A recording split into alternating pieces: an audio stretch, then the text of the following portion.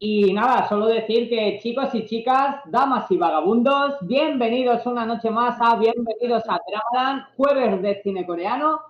Hoy es el primer programa de la semana porque no hemos podido hacer el martes y hoy venimos con algo especial porque queremos poquito a poco hacer una introducción a la historia coreana, los momentos históricos, la dictadura, el levantamiento de Gwangju, cosas que ya quedan un poco en el prisma de lo histórico dentro de Corea, y lo vamos a hacer a través del cine con selecciones de películas para que nos podamos introducir y adentrar en esos tiempos in situ. Así que, como siempre, bienvenidos a Dramaland. Mi queridísima compañera Marta Pedraza está con nosotros y cuando se trata de cine coreano tenemos a la genialísima Joana, que sabéis que os trae buenas informaciones y habla muy bien de ellas. Así que nada, comenzamos la noche, chicas. ¿Qué tal estáis? Bueno, yo estoy genial, pero es que yo ni antes de que empecemos, 8 meses lleva Miriam con nosotros, es que esto es muy fuerte, esto es muy fuerte. ¡Oh! 8 meses, madre mía. ¿Qué tal, Miriam? Oh, por favor, qué ilusión. Como Es diría que, Pedro Sánchez, 사랑해요, 어떻게. Perdona, él ha dicho chinchón, 감사합니다. Qué hombre, es bonito. que he utilizado los honoríficos, por favor. Ya. Perdóname que a partir de hoy mi palabra favorita en coreano es chochín, ¿vale? Mi palabra favorita desde que se lo he escuchado a Pedro Sánchez. Pedro Sánchez, te amo. O sea, hoy me has ganado para la causa, chochín.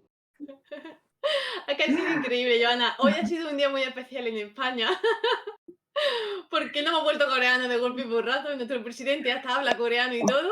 Ajá, sí, Ha algo sido he un día visto. Bueno, fascinante, mira, totalmente. yo creo que está bastante bien introducir el programa de hoy, que viene a ser un poco con la historia coreana, hablando que precisamente el Ujú. presidente de Corea ha venido a España para esto de las relaciones entre instituciones. Ojo, que hay una cosa que me ha llamado mucho la atención, que es que quieren abrir una especie de burbuja directa para viajar desde España a Corea.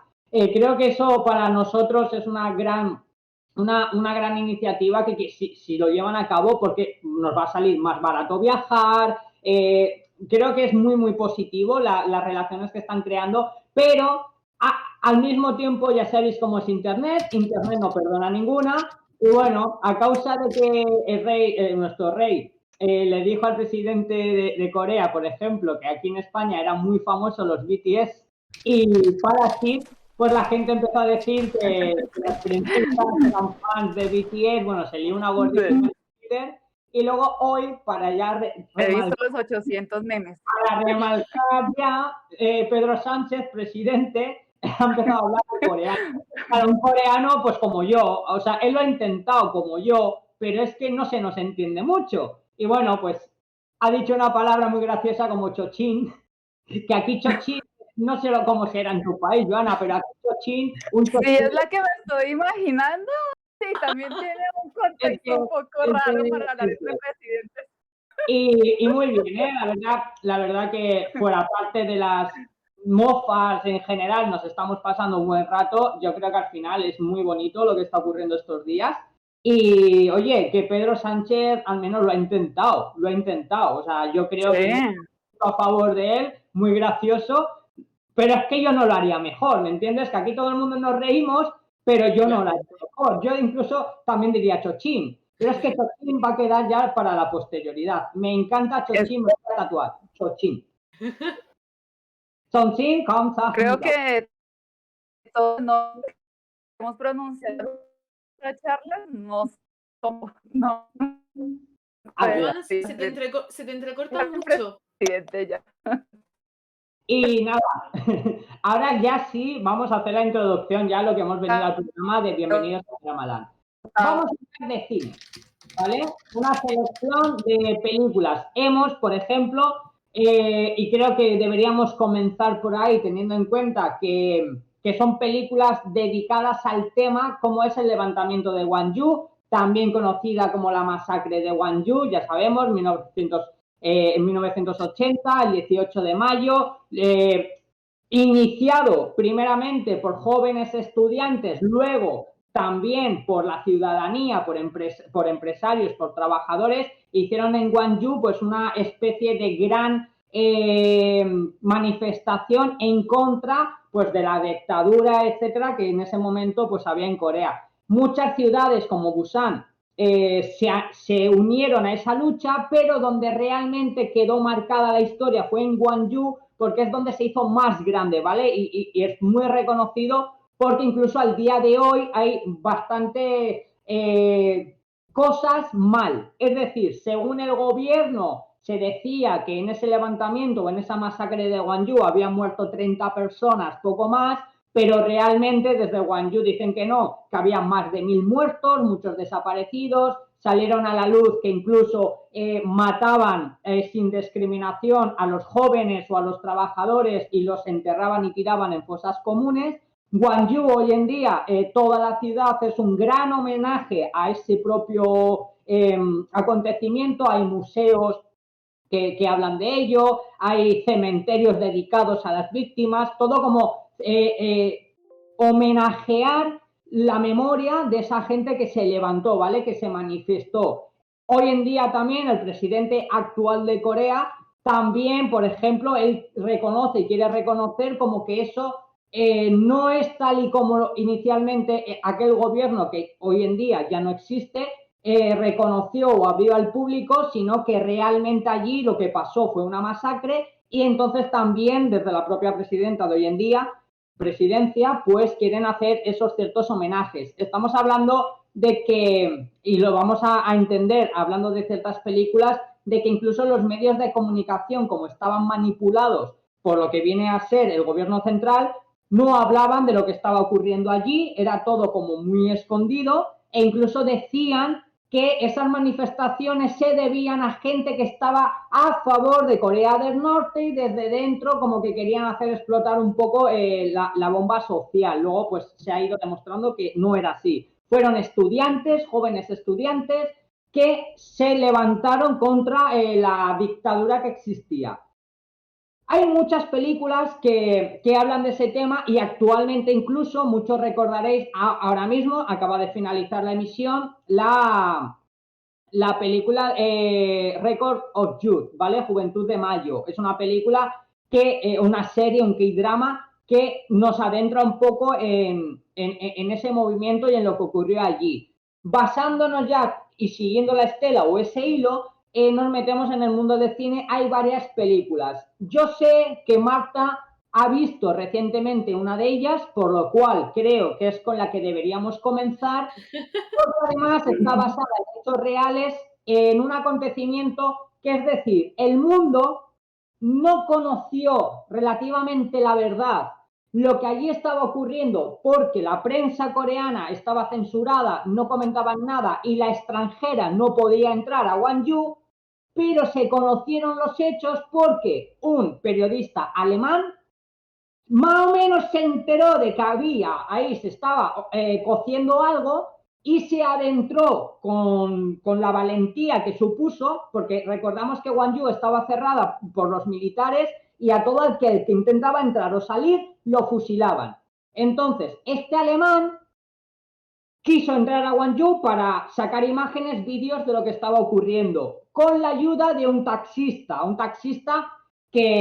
bueno, que realmente él lo que quería era ganarse la vida, ganarse un viaje allí y poco a poco vio también lo que estaba ocurriendo. ¿Y cuál es esa película? A Taxi Driver. Taxi Driver, una maravillosa película protagonizada por Song Kang-ho, que creo que Marta, ¿qué opinas tú de ella? A mí a Taxi Driver me ha fascinado totalmente. Yo no sabía que el periodista, o sea, cuando hemos hablado alguna vez de la historia, yo creía que sí, que estábamos hablando de una historia que obviamente pasó, que estaba basada en hechos reales, pero yo no sabía que el periodista es que había estado allí. O sea, que decir, que contaba la historia también de este hombre.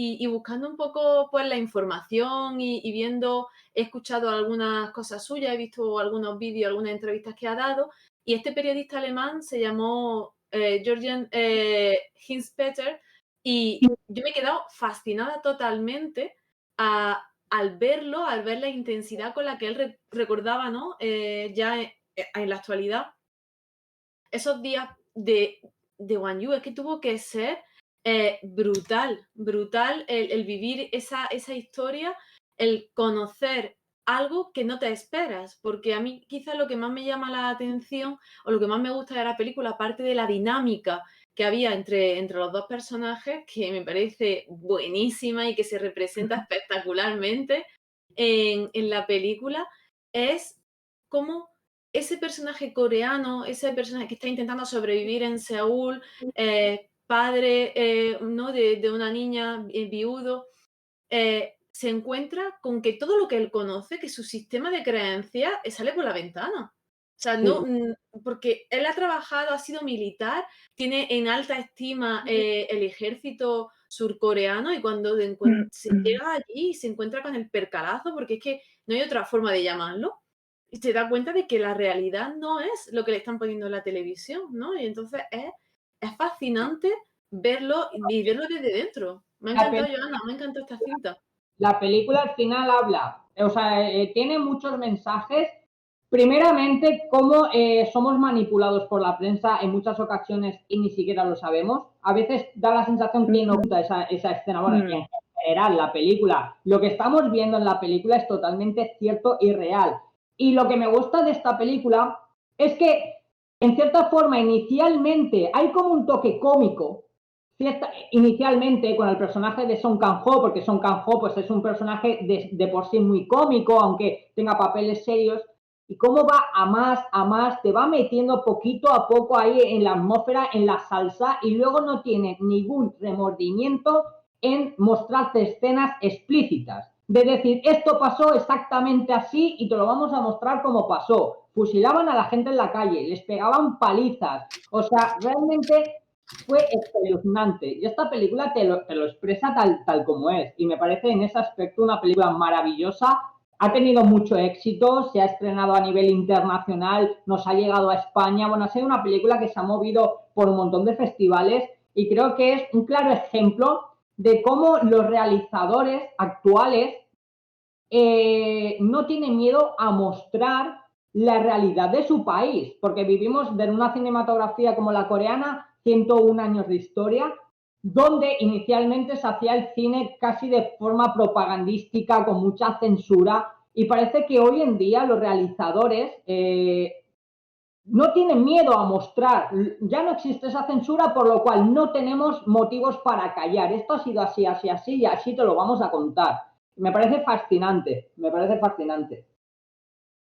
Lo maravilloso de esta película es como personajes que son ajenos al conflicto, aun cuando uno de ellos es coreano y vive relativamente cerca a Gwangju, no tenía conocimiento de todo lo que estaba pasando. Y él sí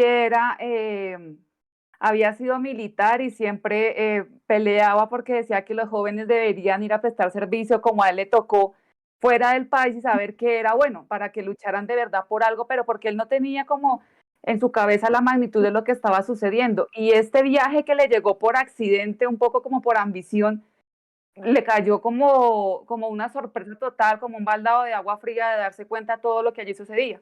Y a un periodista que muy seguramente había cubierto más de una noticia relativamente similar, también le sorprendió enormemente y le acongojonó, yo creo que el resto de su vida, pues tanto así que él pidió que cuando muriera fuese enterrado en el mismo cementerio donde fueron enterrados todas las víctimas de esta masacre, de tal forma que fue algo que le impactó muchísimo. Y no solamente le impactó lo que vio allí, sino le impactó la relación con la gente y especialmente la relación con el taxista, porque en última se da cuenta todo lo que este hombre hace para ayudarlo a sacar esa información que fue el pie para que el mundo conociera la realidad de lo que estaba sucediendo en Corea, la realidad de una represión militar.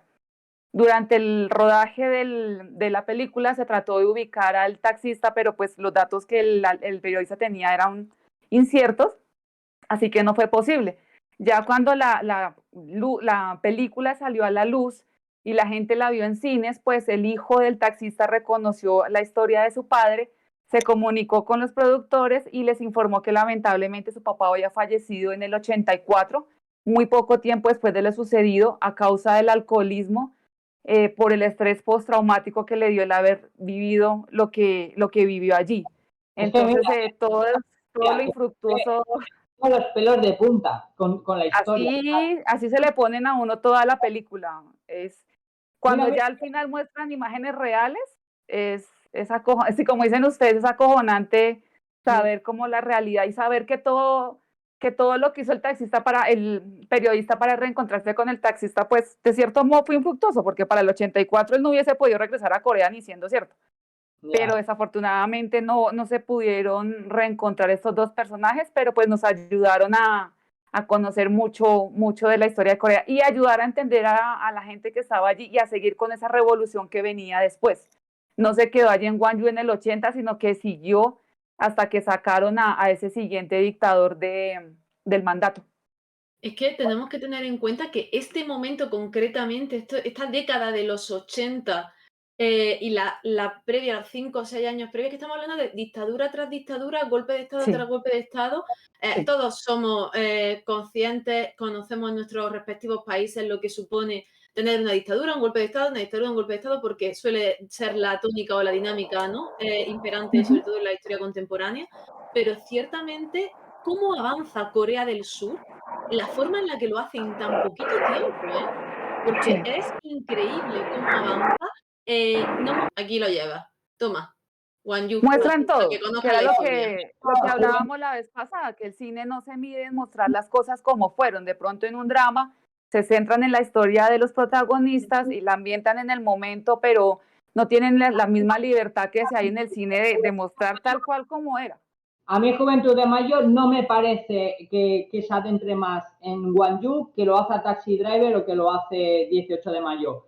Creo que sí explica muy bien y además nos vemos un poco metidos desde dentro porque todos los personajes están ligados, pero creo que hay un momento que, y sobre todo los primeros 7 capítulos, que se centran más en la historia de él y la chica, de cómo se conocen, cómo están envueltos en este lío que se han metido, porque si una no se quiere casar, que le pide el favor al otro.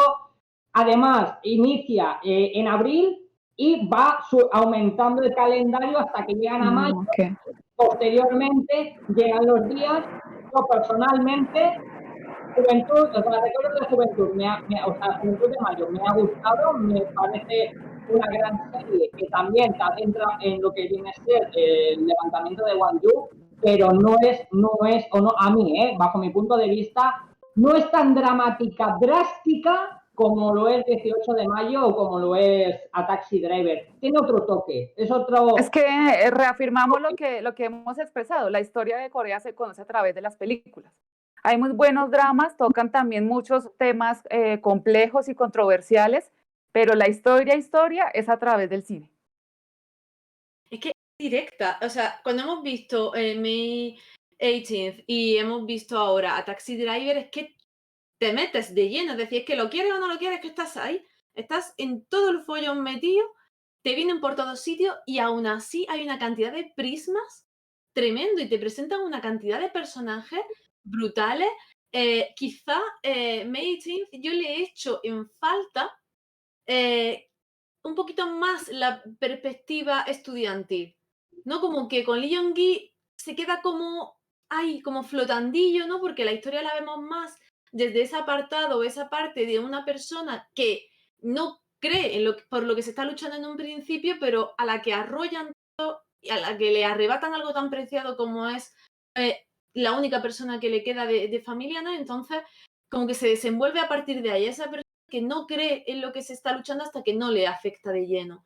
Y quizá un poquito más de perspectiva estudiantil hubiese dado un matiz distinto. Quizá esa película llegue en algún momento. Seguro que de Gwangju se siguen haciendo cosas. Seguro. Pasa que es cierto que a Taxi Driver, con la figura del periodista, la figura del taxista, ya es un boom, vende súper bien, está muy coralmente, es preciosa. Los personajes son completísimos. Pero claro, es que ya con la historia además que tú nos has contado, Joana, es que este periodo, ahora quién le quita Taxi Driver ahora todo el dramatismo de después. A ver ahora a quién se le olvida el señor muriéndose en el 84 y el pobre tico del periodista buscándolo toda su vida. Ahora Lo que ya pasa marcado es de por vida, ¿no? que Soñamos con eso. todo esto de las dictaduras, viniendo desde los años 60, tiene tanto tema para abarcar que es difícil que una película pueda resumirlo todo o reunirlo todo. Entonces, por eso hay como tanta cabida para seguir y seguir haciendo películas sobre esos temas. Ninguna película se parece a otra, ninguna película repite esquemas o repite conceptos y siempre vas a aprender algo nuevo. Del punto de vista de los estudiantes, yo resaltaría 1987, que más adelante hablaremos de ella, aun cuando fue en un tiempo 7 años después de Hwang-Yu, hay una perspectiva más clara desde el punto de vista del Consejo Estudiantil o del movimiento estudiantil.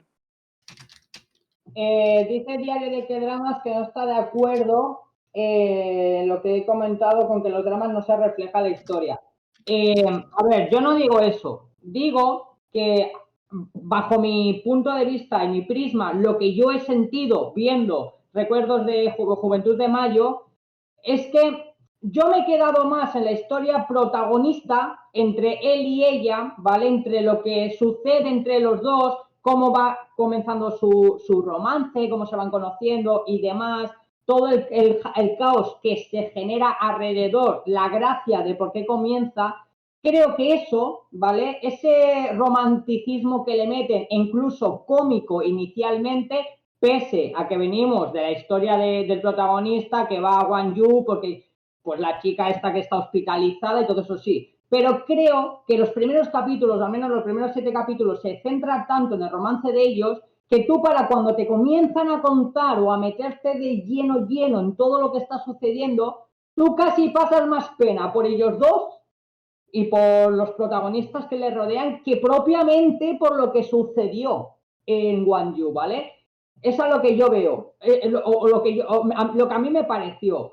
¿Me importó más la historia de ellos dos o está más enfocada a la historia de ellos dos? El padre este comunista, que si los ricos por el otro lado, que si la unión en matrimonio. Creo que se le dio más bola a eso que propiamente a todo lo que ocurrió en Hwang-Yu, que sí es verdad que nos lo explican porque el epicentro de quien creó todo este levantamiento forman parte del elenco y vas entendiendo poco a poco pues cómo se levantó, cómo se alzaron y cómo utilizaron las tácticas para poder crear esto. Pero creo que eso forma parte secundaria, ¿vale? Creo que no es lo más importante del drama, o a mí al menos es lo que me hizo sentir. Entonces es a lo que yo me refería, que dentro del dramatismo puro y duro del levantamiento de Hwang-Yu, creo que a Taxi Driver es mucho más directa, va lo que va a reventarte el cráneo, y 18 de mayo exactamente igual. Te quiere hacer llorar, te quiere reventar. No sé si me explico, ¿vale? Pero sí, no, la temporalización, ¿verdad? Joana, comenta tú porque Diario de K-Drama hacía referencia a lo que tú comentabas de que el cine explica mejor la historia y yo, al menos cuando tú lo dices así, lo comprendo porque es muchísimo más directo, no se guarda nada en el tintero, no estamos quizá en un momento en el que tengas que decir, me tengo que censurar de tal cosa porque estoy en horario infantil o todavía un horario que no me puedo permitir, ¿no? Tanta masacre, tantas cosas directas, porque es cierto, lo que vemos en las películas a nivel de brutalidad, vemos asaltos sexuales, vemos asesinatos, vemos de todo en el cine coreano, no se suele ver eso, es que no se ve sí, no. en la televisión normal, en los K-dramas normalmente que vemos en el 90% no se ve nada así, entonces obviamente eso también es la vida, yo comprendo que vida es el estar en ese momento histórico, el día a día, esa es la historia realmente, pero los K-dramas no muestran esa parte oscura de esa vida diaria. Juventud de Mayo, yo estoy muy de acuerdo en Diario de K-Dramas, que es muy necesaria verla, porque claro, es que hay dos personajes ligados, hay personajes de ambos bandos, te cuentan la parte adolescente, la parte de los estudiantes, pero también te están contando por la parte de estos que se creen los reyes, que son los más comunistas de todos, que son, ¿sabes? O sea, te lo cuenta todo, te meten todo y si es verdad que hay muchos personajes y tú entiendes la perspectiva de cada uno de ellos. En eso yo estoy totalmente de acuerdo que además ahora que estamos metidos un poco en el tema de Hwang-Yu y demás, es muy necesaria. Además, es una serie, a mí me parece una serie muy que te toca, ¿vale? Te deja tocado la fibra. Pero bajo mi punto de vista, pues eso, que creo que está más enfocada en el romance de ellos que en la propia, que el propio levantamiento. Es decir, el levantamiento es el escenario, se crea los ingredientes suficientes para crear ese escenario, pero luego la guinda del pastel son ellos dos. Entonces, eso es a lo que yo decía. Pero yo sí estoy de acuerdo en que los dramas reflejen historias, sí, claro, por supuesto, porque más de uno de ellos me ha obligado a ir y buscar conceptos y momentos de los que no tenía conocimiento. Por ejemplo, la saga Ripley. En cada uno de los Ripley ha habido un momento histórico. En Ripley 88 se habla del levantamiento de los estudiantes.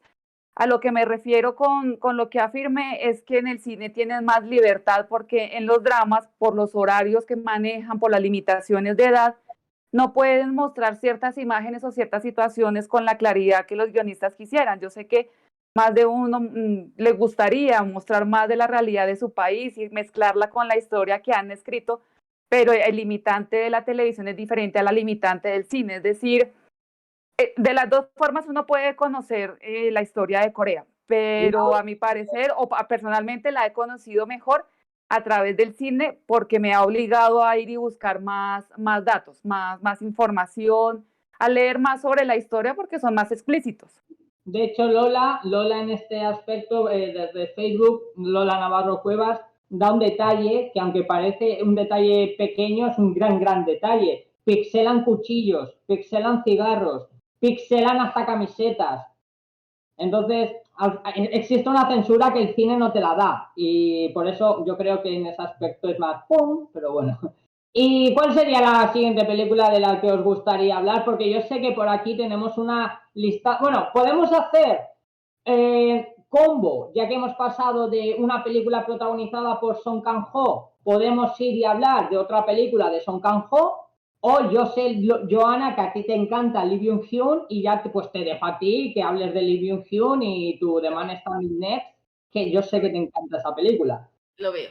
Pues yo antes de Man Standing Next me metería con Once and a Summer, que también la protagoniza Lee Byung-hun, que no se note que me fascina, pero pues es que la película también habla de dictaduras, pero en el año 69, entonces esta historia, o bueno, la película primero fue hecha en el 2006, tuvo premios como mejor película y mejor director, y la historia arranca de una chica que es asistente de producción en un programa de televisión, pero le va fatal. Y ella, como por congraciarse con el jefe, le dice, oiga, es que yo tengo un profesor que es muy reconocido, ¿qué le parece si yo lo entrevisto y lo metemos en el formato del programa? ¿De qué se trata el programa? De reunir gente con familiares que no hayan visto hace muchísimo tiempo. La chica contacta al profesor, que en este caso es Lee Byung-hun, y él comienza a contarle, retrocede en el tiempo unos 30, 40 años y comienza a contarle la historia cuando él era estudiante y cuando conoció su primer amor. La historia arranca efectivamente con las protestas en el año 60, cuando era presidente, bueno, acá se me fue el apellido Rim, que también habían dictaduras por todo lado, los coreanos, los jóvenes estaban protestando, así que él y los amigos deciden en verano salirse de la ciudad, se van al campo, a un pueblito muy pequeño, a una aldea, como para ayudar a llevarles luz, agua, un poco como a tecnificar a esta aldea. Allí conoce a una chica, bueno, surge la historia de amor, todo esto, pero esa historia de una u otra forma se ve impactada por los acontecimientos en cuanto a las protestas. Para no dar spoiler, ellos se ven inmersos en esto y se muestra cómo les afecta la relación y también se van mostrando cositas que no sabíamos respecto de Lee Byung-hun y de su familia, entonces es también un tono interesante. Es cierto, es una película que va de drama, romance, pero de alguna forma aún un poco tangencial toca el tema. Eso. Sí, estoy viendo a esta chica, si no me equivoco, es Yunai, ¿puede ser? Suai. La protagonista de Flu, de Minute My FM. Sí, y Lee Byung-hun, estamos hablando del 2006. Sí. O sea, aquí es cuando Lee Byung-hun justo acababa de pegar el bombazo a nivel internacional, porque fue cuando estrenó A Bittersweet Life, cuando estrenó, si no recuerdo mal, la de El bueno, el malo y el raro. Justo es cuando empezaba para hacer su debut en Hollywood. O sea, estamos hablando de que Lee Byung-hun anteriormente ya era una estrella, ¿vale? O sea, que ya nos había dado Joint Security Area y compañía. pero que yo esta película no la he visto y me sorprende no haberla visto porque es casualmente cuando pegó el gran bombazo Liberación. Así que esta Es yo que me la... son películas que no son muy sonadas, no son muy conocidas, sino que cuando te metes en la filmografía del actor, oh, está ahí, entonces veámosla porque Living Hugh y se cumple la premisa que no tiene papel malo. No, Entonces, y A además mí me tiene... pasa igual, Joana. Me pasa lo mismo, me pasa exactamente igual. De este hombre sí, nos o sea, gusta todo. aquí soy poco objetiva, pero es Sí, que en serio, totalmente. la A mí me película pasa y la igual. historia es muy interesante, es Ya, bien, las recomiendo, bien a mí bonita. además me dais un poquito de romance. Yo encantado de la vida. Sí, sí, sí, sí. Ya Tiene sabes, su romance con comedia, así, de picaresco, es bien bonita, es bien bonita. Es bonita, ¿verdad? Se ve bonita. Sí, Yo sí, esta me he sí. quedado con ganas de verla. No he tenido tiempo y me he quedado con ganas de verla. estás diciendo, Eh, estás diciendo que esta película está ambientada en los 60 más o menos, ¿no? 69, en las protestas del año 69, más o menos. 69. es que estamos hablando de que es una época súper convulsa, pero es que tengamos en cuenta Segunda Guerra Mundial, Guerra de Corea. Es que años 55, 56 ya tenía que ser aquello, el caos, reorganizarse con Sigmund Rhee, ¿no? Con quien comentabas. Eh, El otro día estaba yo mirando porque me vi la de Yang Sari, ¿vale? la batalla Battle of Yang Sari, porque además, bueno, entra dentro un poco de lo bélico que también está como ciertamente ligada a la película Operación Chromite, ¿vale? Entonces, yo estaba pensando, digo, había que hacer un especial de cine bélico. O sea, cine bélico coreano, sí, metiéndonos un poco en la guerra de Corea o en los derivados, porque lo de la guerra de Corea fue brutal porque era la guerra de Corea, pero es que estaban involucrados todos los países. Estados Unidos, hasta España era aliada de Corea, en pequeño, pero Europa, Estados Unidos... A Rusia sí, a quien le preguntes, es que si nos metemos un poquito en el histórico y para ponernos en contexto, esto va así. Arranquemos con la ocupación japonesa. claro, Segunda Guerra Mundial, Japón pierde, debe retirarse de Corea. Entonces, en ese momento los aliados son Estados Unidos, la Unión Soviética. Les pareció muy chévere coger un mapa y con un lápiz y una regla, porque fue así, se dividieron. El norte para la Unión Soviética Y ya está. el sur para Estados Unidos. Entonces, el norte lo cogió Kim Il-sung, el abuelo del que es ahora presidente. Él era en ese momento un guerrillero y un activista comunista. Y en el norte, en el sur, Estados Unidos colocó a un presidente, Syngman Rhee, que él no nació en Corea, él nació creo que fue en Hawái. Un sí, y era total americano. Es que era americano, sí que era americano. Totalmente americano. En el 50, del 50 al 53 viene la guerra entre las Coreas, que ahí se puede hacer el especial bélico porque hay también muy buenas películas que hablan de esto. Este presidente fue impuesto hasta el año 61, que es cuando llega Parchon, ahora se me fue, el apellido Par del que hablan en Man Study Next.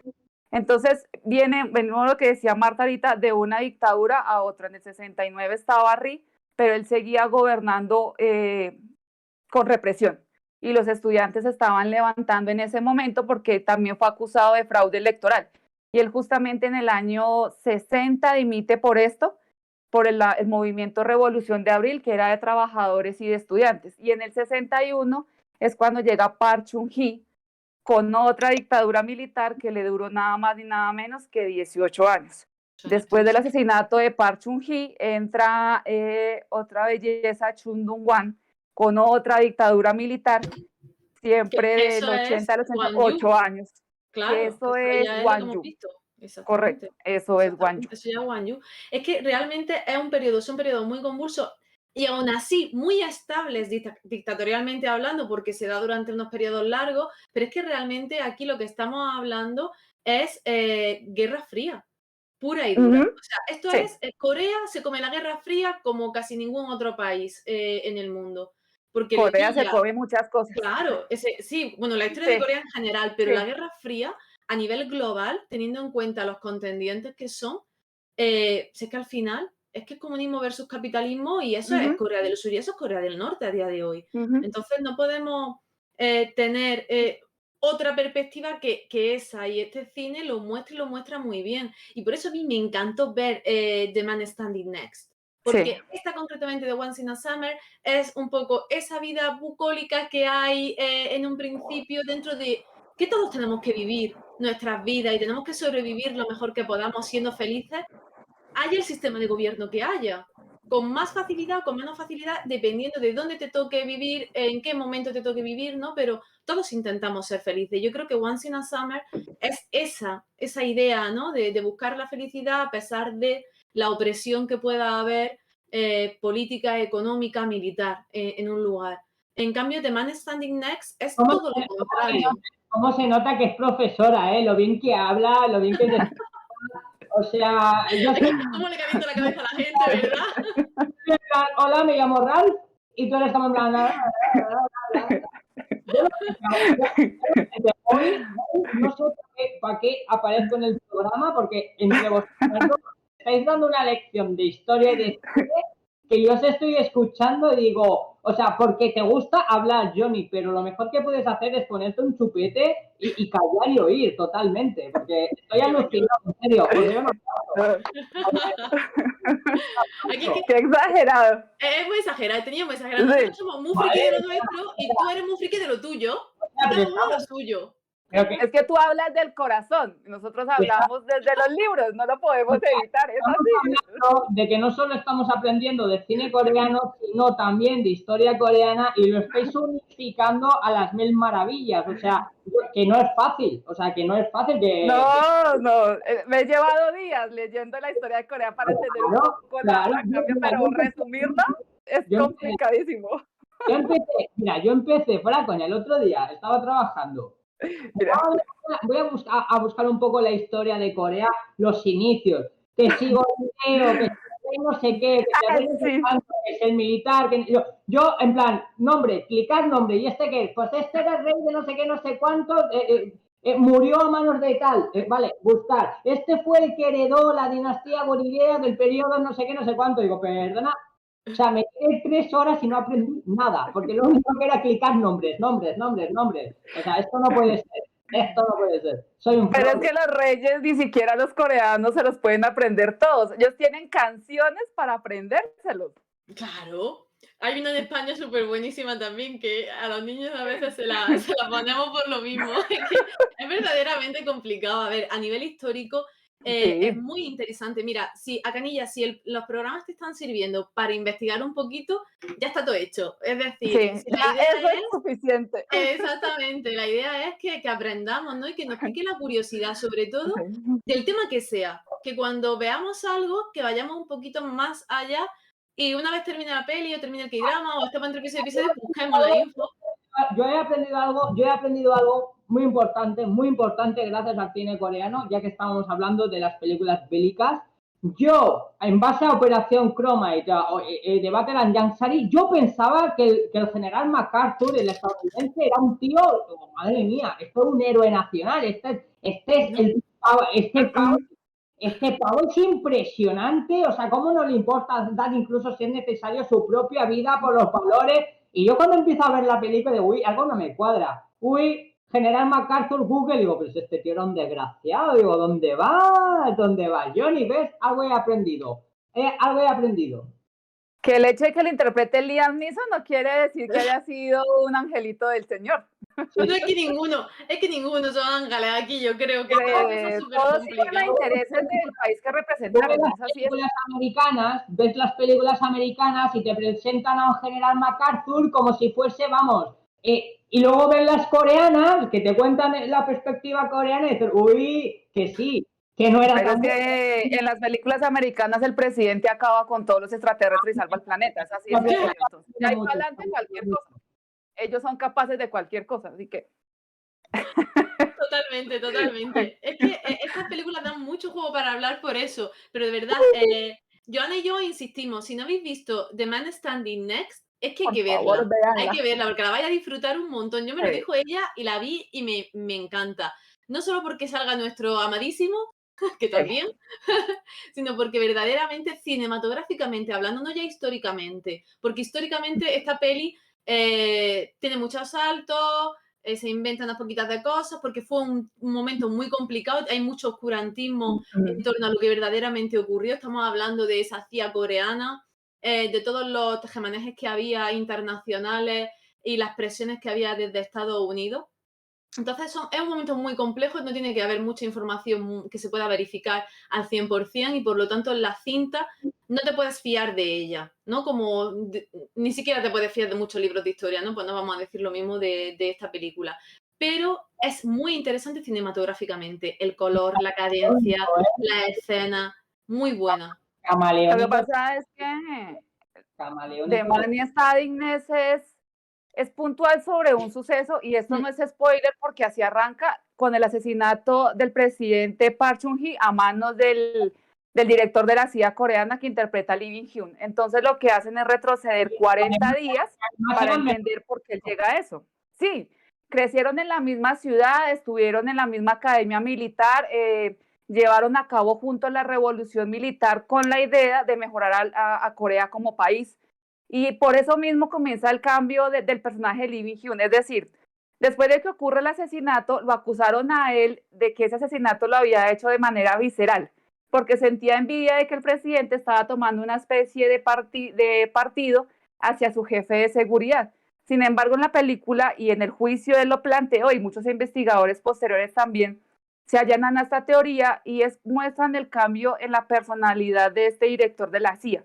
Como en un inicio él es totalmente aferrado a su presidente, lo defiende, lo quiere, lo admira, pero como los cambios que ese presidente va teniendo, esa fijación, esa terquedad, el querer arrasar con la gente por el hecho de que esté protestando, porque es que el presidente prácticamente ordena que los maten con los tanques, no importa, o sea, a sangre y fuego con tal de diezmar los protestantes, pues ya el personaje de Lee Byung-hun dijo, no, esto no es posible y hay que sacarlo del poder porque está yendo más allá de los objetivos que nos habíamos planteado en un inicio.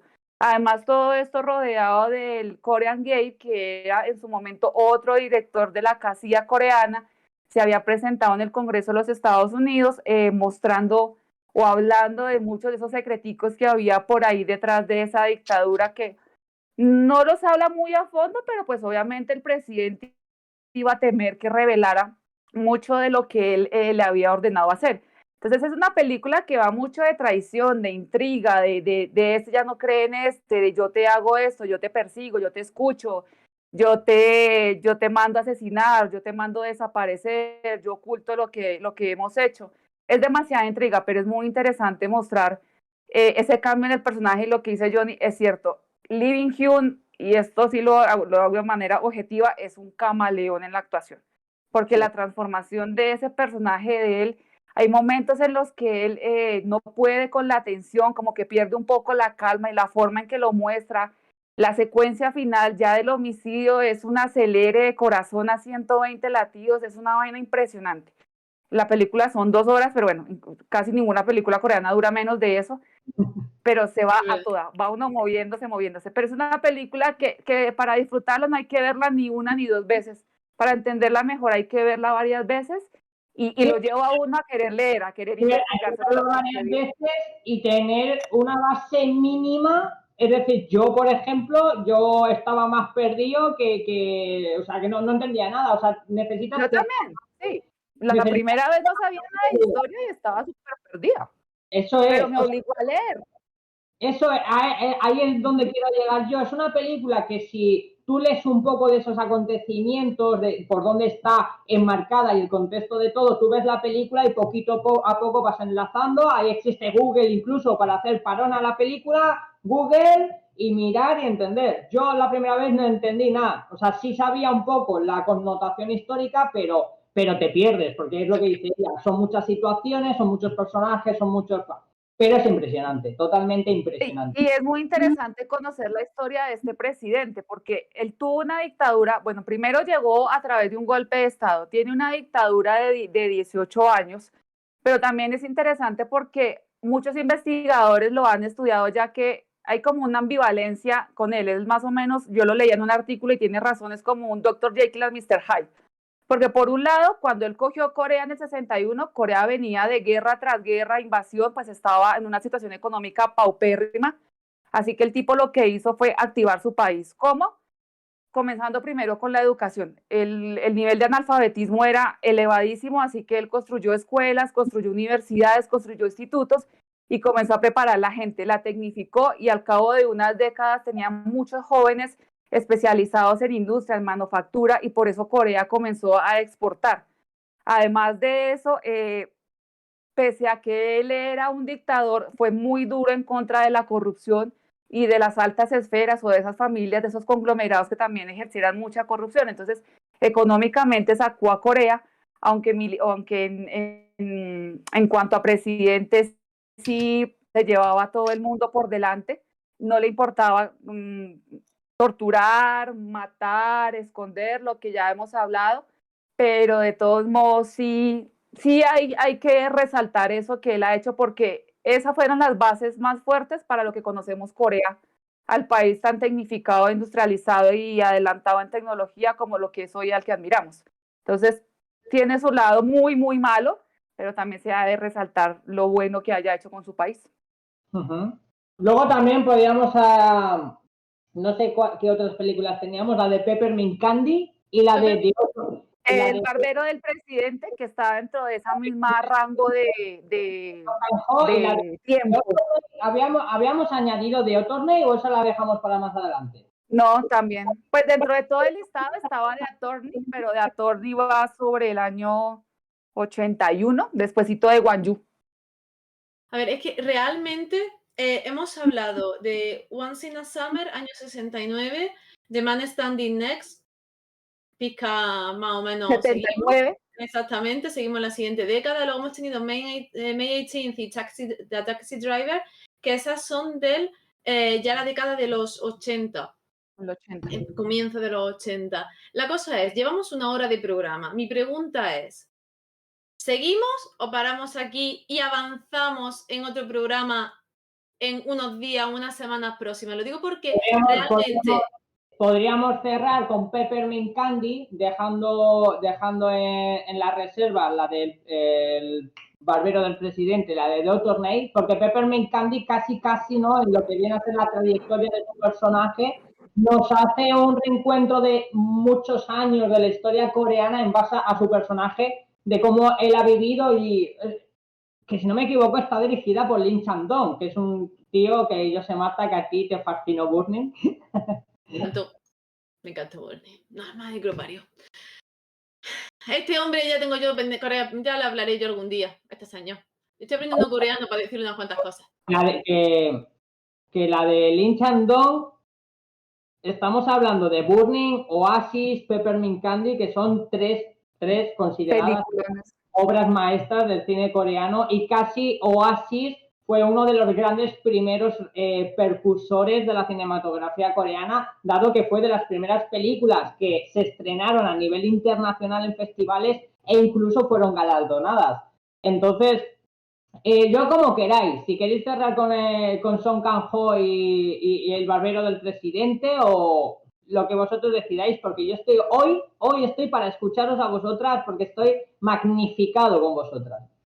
Pues el barbero del presidente la notaba es porque esa se desarrolla incluso antes de la muerte de Park Chung-hee, antes del asesinato de ese presidente. Entonces, como para cerrar el ciclo de ese presidente, porque Peppermint Candy va tangencial, pero sobre Wanju, que viene siendo después. Sí, tienes razón. Podemos cerrar con estas dos. Vamos a hablar de... Y cerramos con Peppermint Candy y nos siguen quedando de todas formas. Hay 3 o 4 que tenemos en el tintero para algo mucho más coetáneo, quizá a nosotros. Podemos dejarlo para otro día así. Entonces, la del barbero, esa yo no he conseguido encontrarla. No, yo tampoco. Yo la vi hace un tiempito en Netflix, desafortunadamente ya no está, pero estuve buscando artículos para complementar lo que tenía acá presente de memoria, pero sí, bueno, es una película del año 2004 y bueno, estando Song Kang-ho, pues lleva de drama, pero tiene que tener su toque de comedia.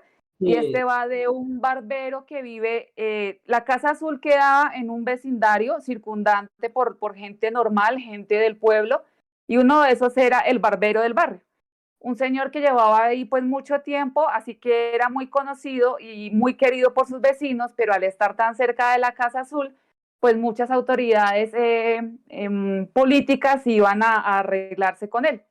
Teniendo tanta fama y tanto cliente, en algún momento es llamado para que preste sus servicios una vez a la semana en la casa del presidente. Así que él comienza a adentrarse, digámoslo así, en la vida de la Casa Azul. Sin embargo, esa ingenuidad que él tiene o ese desconocimiento de la vida política no le hacía como entender todo lo que alcanzaba a llegar a ver o a escuchar estando allá directamente en la Casa Azul. Entonces es una película que sí habla de la vida de él y habla de la vida, de cómo los vecinos llevaban adelante sus vidas durante este tiempo tan convulsionado, pero lo mismo muestran de alguna forma lo que el presidente decía, las torturas que ordenaba, lo que los militares o sus personas más allegadas le comentaban. Incluso también aparece el personaje de Lee Min-hyun. Es otra mirada a esa historia de cómo vivía Corea, además porque él obviamente comienza a ser muy cercano al presidente, comienza a recibir mucho más dinero, comienzan a llamarlo como a muchas reuniones de tipo social, pero al mismo tiempo en su vecindario pasan cosas, va desapareciendo gente, los van atropellando. Entonces ya los vecinos le van cogiendo a él como un cierto como recelo, porque piensan que es un infiltrado del gobierno, que él viene como a denunciarlos a ellos como espías, y hay algo que va algo recuerdo que el hijo de él tiene como una enfermedad o algo en la que él tiene que luchar y en algún momento asumir una posición, porque es muy difícil que si tú eres cercano, no porque quieras, sino por tu trabajo a un político, no te puedas negar a ciertas cosas porque, no, hablemoslo así, en una dictadura si dices no, pues es prácticamente jugar con tu vida y con la de tu familia, pero al mismo tiempo lidiar con tus vecinos, amigos y familiares y que te estén señalando como partidario del gobierno, como un asesino o como un espía, tampoco no es fácil. Entonces, la película es muy interesante, desafortunadamente no la encontré, pero es muy bonita. Es que no sé si conecto esto, se me va a ir al garete la cámara y todo, pero yo juraría que la tengo aquí. Ojalá. Luego tienes que buscarlo. Sí, porque no pude. Entonces, no pude ubicarla. Entonces que luego lo conecto y verificamos. Pero es que yo esta película la vi hace 8 años igual, Bueno, que 8 años. Es ya tiempito, pero es muy interesante. Con esa comedia negra, cómo muestra ese tiempo tan complejo en Corea. Y pues Song Kang-ho es un maestro de la actuación, así que verlo a él.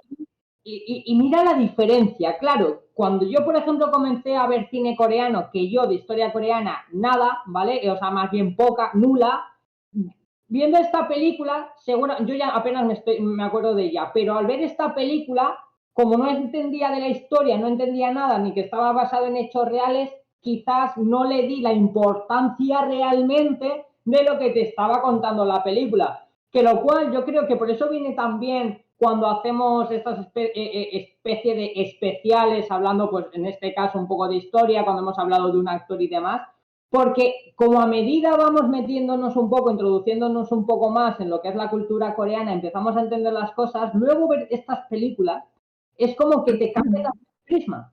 Y ojalá tenga la película metida aquí, os lo juro. Lo primero que voy a hacer, nada más, apaguemos cámaras y todos, esa vez la tengo ahí, porque tengo un porrón de películas de estas antiguas coreanas. Pero me parece raro que no esté disponible en ninguna plataforma ni en ningún lado, porque es una película pues conocida. Además, Song Kang-ho es un actor ya muy reconocido en Corea y por el tema que trata, pero pues bueno, desafortunadamente sí hay muchas películas a las que es muy difícil tener acceso y que presentan historias bastante interesantes. Disco que si la tenemos por ahí, la podemos ver. La podemos ver y podremos hablar de ella en un futuro. Y bueno, la de Peppermint Candy, ya Johnny la ha mencionado en alguna ocasión y concretamente esta cierra, según has dicho, ¿no? Con Won Yu. Sí. ¿Y cómo lo hace? Cuéntanos un poquito. Lo que pasa con Peppermint Candy y arranca así, no es spoiler, es el suicidio del protagonista y se hace en retrospectiva, va mostrando en retrospectiva la vida de él y mostrándonos y haciéndonos entender por qué él llega a tomar esta decisión. Como es en retrospectiva, arranca desde que él es muy joven, entonces siendo joven tiene que cumplir con su servicio militar y el servicio militar le toca cuando está la revolución de Gwangju. Así que en un punto de la película él tiene un contacto directo con eso y y todo lo que él vive es drama. La verdad que es que la decisión que él toma es porque la vida no es que le haya sonreído mucho, ha sido bastante compleja, entonces sí se muestra cómo esa situación le pega a él directamente. Joder, mira qué Esta joven. película es un cierre, ¿no? A posteriori, bastante años después, con una reminiscencia de los efectos de ese Wang Yu, porque estamos hablando de que esta criatura se queda con un estrés postraumático marcado de lo que le ocurre. La película va haciendo como retrospectiva, o sea, como ha dicho Joana, y no es spoiler, el tío acaba con su vida. Es lo primero que ves en la película. Entonces te cuenta ciertamente lo que, como ha comentado ella, de por qué ha tomado esa decisión y te cuentan desde el inicio Wang Yu y demás, pero también pasa por más etapas y más épocas. Sí. Es una película que lo ayuda a uno a ver diferentes épocas de Corea como estilo Oda a mi padre. Como cronológicamente contándote acontecimientos importantes de la historia coreana, cómo él vivió o cómo él estuvo en cierta forma envuelto en esas situaciones, que es lo que hace que a él, desde muy joven, como nos están comentando, hasta ya siendo un hombre, siendo adulto, el paso de todo eso, el trauma que le genera. Hay una película en este aspecto que es china, Adiós, hijo mío, ¿vale? Sí. Que me ha venido ahora a la memoria. Alone My Son, sí. Alone My Son. Habla un poco sobre eso, de los pasos de lo que viene a ser la historia de China a través de los ojos de sus protagonistas, hablando de diferentes épocas, desde niños Yo creo que es una buena película para aprender, para aprender un poquito de historia. Son películas de que aparte de contarte la historia del país, te cuentan el cómo eso ha hecho mella en las propias personas, lo cual es bastante interesante. Luego, la dirección de Peppermint Candy, maravillosa. Se nota. Además, Lin Chandong es un director que te puede gustar más o menos, pero te adentra mucho en las películas porque son muy frías, son películas frías, de atmósfera, o sea, como de atmósfera de tensión en el ambiente, ¿no? De que tú sabes que... Son muy visuales. Eso mucho manejo de fotografía, de ponerle mucho cuidado a los detalles. En este Peppermint Candy juega mucho con el tren, con las carrileras del tren y con las vías del tren y cómo esto es como una analogía para presentar la vida del protagonista, como va hacia adelante o hacia atrás, adelante o hacia atrás. Este director sí juega mucho con esos elementos a nivel visual. No me acuerdo de qué año es, pero esta película... 99. 90 y pico. 99. O sea, sí, en la fotografía se nota, y en los actores, porque tú ves y reconoces actores que son muy conocidos ahora, pero son muy jovencitos en su momento, entonces ahí aparece la mala malosa de Vincenzo, ya con eso, muy, muy joven. Ahí lo lleváis por si no te queríais verla, ya queréis verla y lo sabéis, totalmente. Bueno, me ha encantado este programa, Joana, de verdad, muchísimas gracias porque venía súper bien preparada y se ha notado muchísimo. Bueno, tengo fascinada. Es más, encontré otra por ahí. Se nota que Joana es la que está llevando el peso últimamente de los programas. Me encanta Joana. Y menos mal, porque todo hay que decirlo. Joana es que cómo se expresa, cómo habla, cómo se informa, cómo ve las películas y cómo las vive y cómo la transmite, yo creo que es maravilloso. O sea, porque yo muchas veces de las películas que hacemos la lista, yo no me acuerdo de ellas y no las puedo ver porque estoy trabajando actualmente muchas horas y no me da muchas veces tiempo a verlas. Y es como en plan, menos mal que está Joana, porque sé que Joana es que no hace falta ni que esté yo. O sea, Marta, me puedes despedir. No invente. Tú me puedes No. Nada de eso, si a nosotras nos encanta el salseguillo. ¿Y el salseguillo quién lo pone? El salseguillo hay que ponerlo, eso es la vida. Y la calidez, ¿quién lo pone? Y el corazoncito, ¿quién lo pone? ¿Y quién defiende aquí el romance? Y oye, comentábamos lo de hacer listado de peli, o sea, de hablar, porque ya que nos hemos metido un poco en los años 60, en los años 80, que obviamente nos vamos a meter más allá con otras películas, ¿por qué no nos metemos también en los años 50 con lo que viene a ser la guerra y todo eso? Muchísimo. Nos quedan, Johnny, 3 pelis que dijo Joana, que de esas ya hablaremos, ¿no? Pero las dejo los títulos ahí en el chat por si alguien quiere verlas. La guerra de Corea fue en 1950, ¿verdad? 50-53. 1950-53.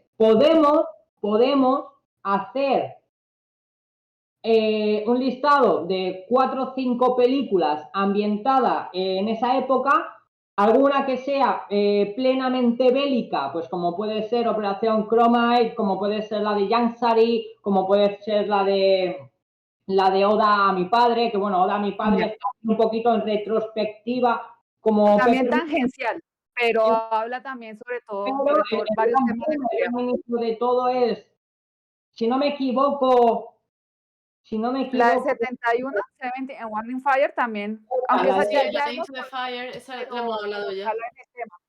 Y la de los 2 hermanos, ahorita se me fue el nombre. Está la de Silmido, está la ¿Silmido?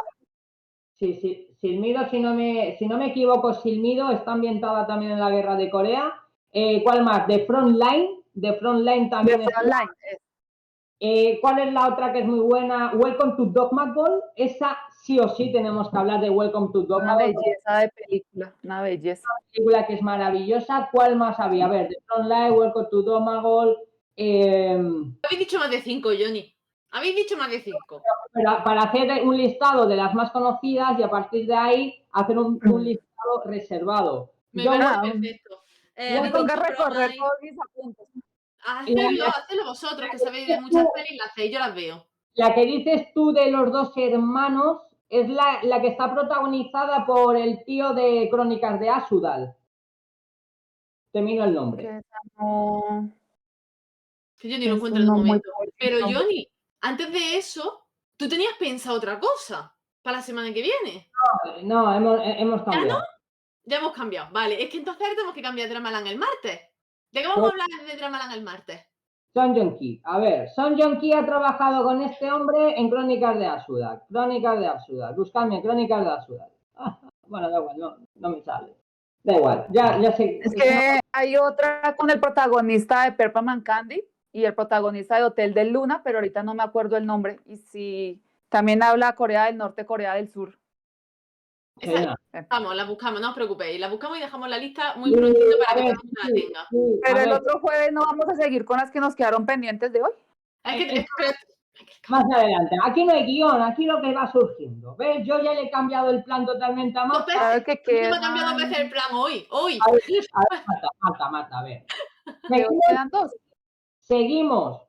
Seguimos con el martes de Dramaland, como lo teníamos planeado, y en vez de hablar de las películas de ese artista, hablamos de las bélicas, porque básicamente la gran carrera de este artista es en Dramaland, pues nos enfocamos en ella totalmente en Dramaland y luego el jueves hablamos de estas películas bélicas. Lo que tú quieras, si tú mandas. Lo que tú quieras. ¿Sí, verdad? Sí. Vale. Pues atento, apuntamos. El martes vamos a hacer programa especial de la carrera en Dramaland de nuestra queridísima Jung Ji-hyun, más conocida